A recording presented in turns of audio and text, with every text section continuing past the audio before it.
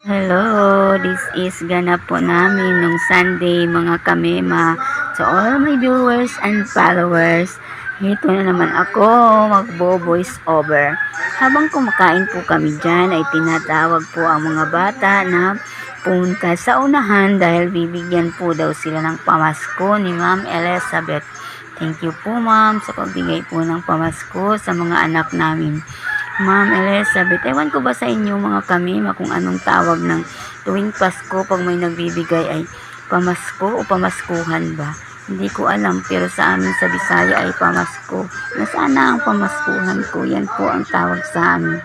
But ewan ko lang sa iba kung anong tawag dyan pag tuwing may nagbibigay ng tuwing Pasko ng gift, may nagbibigay. But nung pinapila po ang mga bata dyan ay nauuna po si Ace dyan. At salamat po talaga ma'am dahil hindi mo po nakakalimutan ang mga bata yearly na tuwing Pasko binibigyan mo po sila ng pamasko at malaking bagay po yan sa mga bata, mga kamima. Ewan ko ba sa inyo mga kamima kung yan din po ang tawag ninyo na ay salamat po sa pamaskuhan at salamat din po sa kay God dahil lumalaki ang company na to at more blessing po sana sa company na to dahil nagtagal din po ang tatay Marjo namin dito. Salamat po sa panonood. Thank you for watching mga kamema.